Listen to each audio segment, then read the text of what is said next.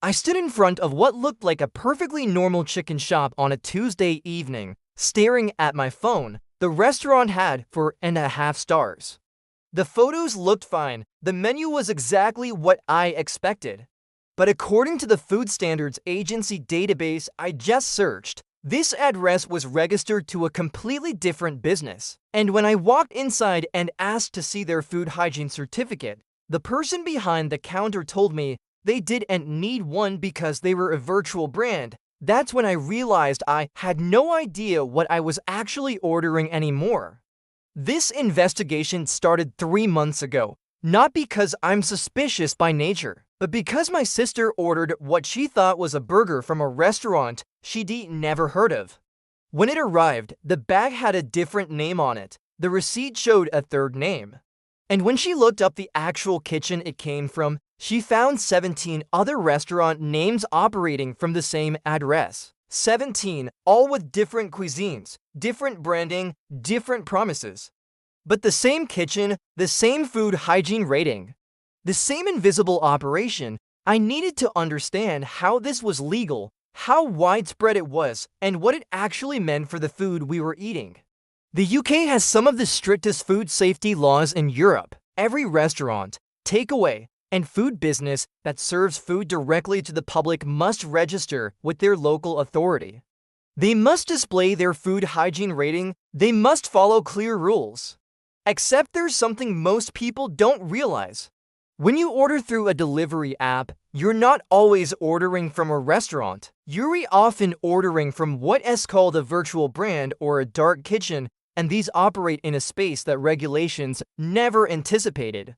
The law says a business must register its trading name, but it doesn't say anything about how many trading names one kitchen can have.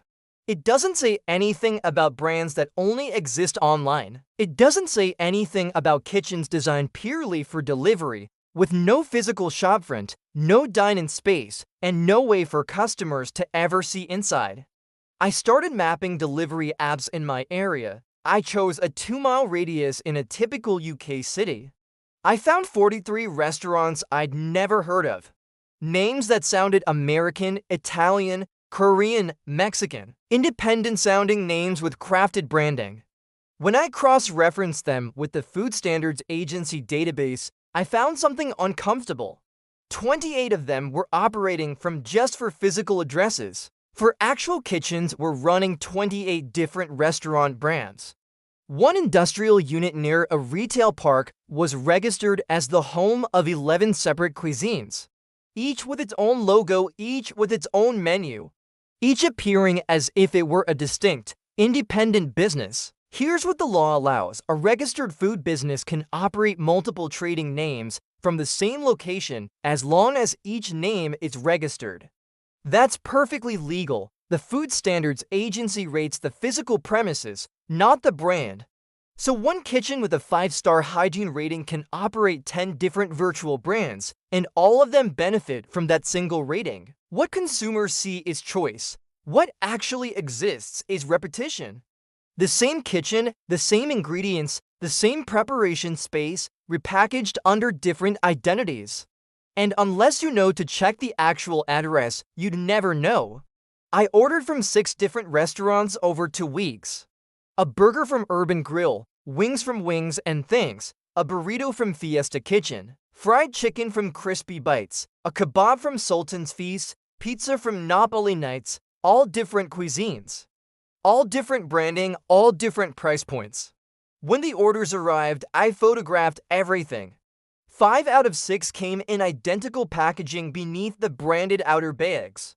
Same boxes, same containers, same napkins. I checked the addresses. All 6 restaurants operated from the same industrial kitchen 3 miles away.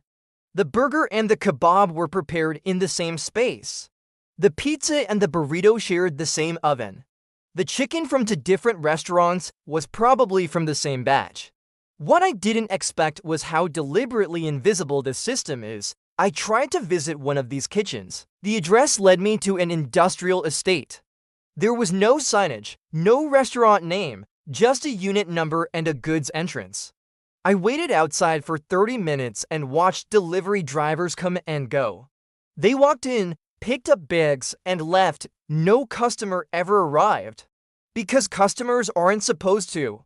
These kitchens aren't designed for the public. They're designed for algorithms, for delivery apps, for brands that exist only on a screen. I spoke to a former employee of one of these operations. They agreed to talk on the condition I wouldn't name the company. They told me they worked in a kitchen that ran 14 virtual brands. 14 different restaurant identities from one kitchen. The menu items overlapped significantly. A chicken burger sold under one brand used the same chicken, same bun, and same sauce as a chicken burger sold under another brand with a different name and a £2 price difference. The distinction was purely marketing. They said the system worked because consumers filter by cuisine type. If you search for burgers, you see 3 of their brands. If you search for Mexican, you see 2 others. The customer believes they're comparing independent options. But they're comparing the same kitchen's output, rebranded. This is where it gets uncomfortable. The UK food standard system was built for physical restaurants, for places you can walk into, see, and evaluate. The rules assume transparency. But virtual brands remove that transparency entirely. You can't walk past and glance through the window. You can't see the kitchen. You can't meet the staff. You can't observe hygiene in real time. You're entirely dependent on a single inspection that may have happened months ago, applied to a physical space that is now producing food for a dozen different brand identities you didn't know were connected. I found cases where this mattered in ways that go beyond consumer choice. One kitchen operating multiple virtual brands received a food hygiene rating of 1 out of 5. Major improvement necessary, but only the registered business name appeared in the Food Standards Agency database. The 8 virtual brands operating from that same address continued trading on delivery apps, some with no hygiene rating displayed at all, because the apps didn't connect the virtual brand name to the physical premises rating. Customers ordering from those virtual brands had no way of knowing they were ordering from a kitchen that had just failed its hygiene inspection. The system that's supposed to protect consumers simply didn't account for this model. I started noticing patterns. Many of these virtual brands use names designed to sound local, independent, or authentic. Authentic Italian Kitchen, Local Burger Co., Traditional Taste. But they're not local, they're not independent. They're brands created by corporations or delivery app partnerships operating from centralized ghost kitchens. The branding is engineered to trigger trust, to make you feel like you're supporting a small business, to make you believe you're getting something distinct. The reality is industrial efficiency disguised as variety. What changed for me personally was ordering from what I thought was a local family-run Indian restaurant. The name suggested generational recipes, the description mentioned family traditions and home-style cooking. The photos showed warmth, spices, care. When the food arrived, it was fine, not bad, just fine. I checked the address later out of curiosity. It was the same industrial kitchen I'd tracked before. The same kitchen producing burgers, pizzas, and fried chicken was also producing this family-run Indian food. There was no family, there were no generational recipes. There was a menu engineered for mass production and a brand designed to extract emotional value from the idea of authenticity. I sat there with that meal in front of me and realized I'd been choosing restaurants based on stories that didn't exist. And I couldn't remember the last time I ordered food without believing some version of a story I was being sold. This isn't about the food being unsafe. Most of these kitchens meet legal hygiene standards. This is about a system that profits from consumer confusion. From the assumption that when you see 12 different restaurants, 12 different kitchens exist. From the trust that brand names mean something real. The law allows it because the law never imagined this model. And the companies operating these virtual brands have no incentive to make the system transparent because transparency would eliminate the illusion of choice. I found 47 virtual restaurant brands operating in my immediate area. 47 distinct identities, When I mapped them to physical kitchens, they collapsed into 9 locations. 9 actual kitchens supplying 47 brand experiences. The efficiency is remarkable. One kitchen can serve multiple market segments, test new concepts without physical investment, and maximize delivery orders without the overhead of real restaurant spaces.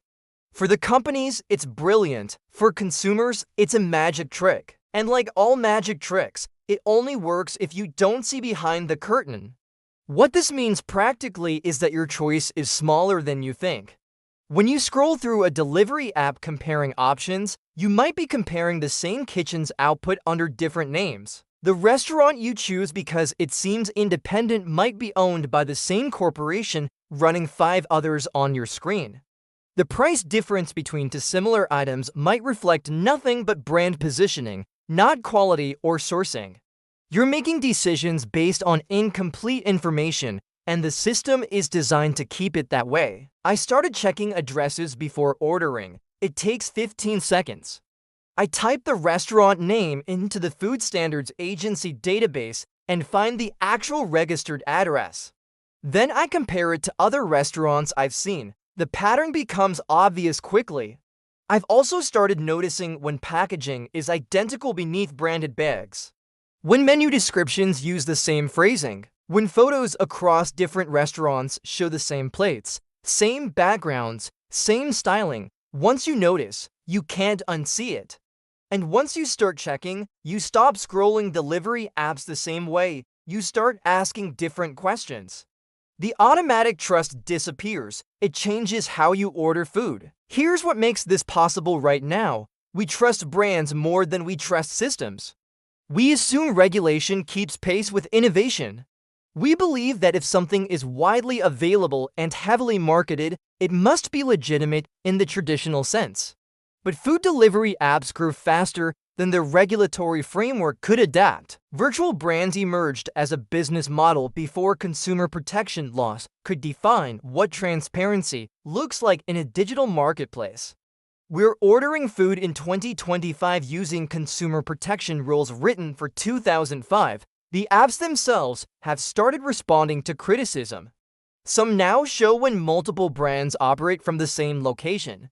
But it's subtle, a small line of text easy to miss, not prominently displayed because prominent disclosure would undermine the entire model. The value of virtual brands lies in appearing distinct, in filling your screen with options that feel different, in making you believe you're exercising real choice. What concerns me most isn't the food quality. It's the erosion of informed decision-making. When I choose a restaurant, I want to know what I'm choosing. I want to know if it's a kitchen that specializes in one cuisine or produces 15.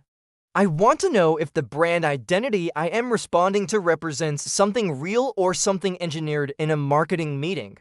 I want the same transparency I'd have if I walked down a high street and looked through restaurant windows. That transparency has been removed, not through regulation, but through business model innovation that regulation hasn't caught up with. I'm not saying don't order delivery, I'm saying know what you're ordering from. Check the address, look up the actual business. See if that independent pizza place is actually a virtual brand from a corporate ghost kitchen. See if those 5 different restaurants you're comparing all operate from the same unit. Make decisions with accurate information. The system isn't going to volunteer this transparency. You have to look for it. 3 months after my sister received that confusing order, I understand what happened. She ordered from a virtual brand. The bag showed the ghost kitchen's name. The receipt showed the parent company, and the restaurant she thought she'd chosen existed only as a digital storefront. She wasn't deceived exactly, but she wasn't informed either. She was a consumer in a system that prioritizes efficiency and profit over clarity and choice. And until regulations catch up, that system will keep expanding. I still think about that Tuesday evening, standing outside what looked like a normal chicken shop, realizing the restaurant I'd ordered from didn't really exist. Not in the way I understood restaurants to exist. It was a brand, a digital identity. A name on an app connected to a kitchen I'd never see. And somewhere in that gap between what I believed I was ordering and what actually arrived, I realized how much modern food systems depend on consumers not asking questions, not checking addresses, not connecting the dots. This investigation made me ask those questions. If it made you think differently about that next delivery order, then maybe we restarting to see what's actually on our screens instead of what we retold is there. Subscribe for more investigations like this. Because the more we understand these systems, the harder they are to hide. And the harder they are to hide, the more we get to decide what we're really choosing.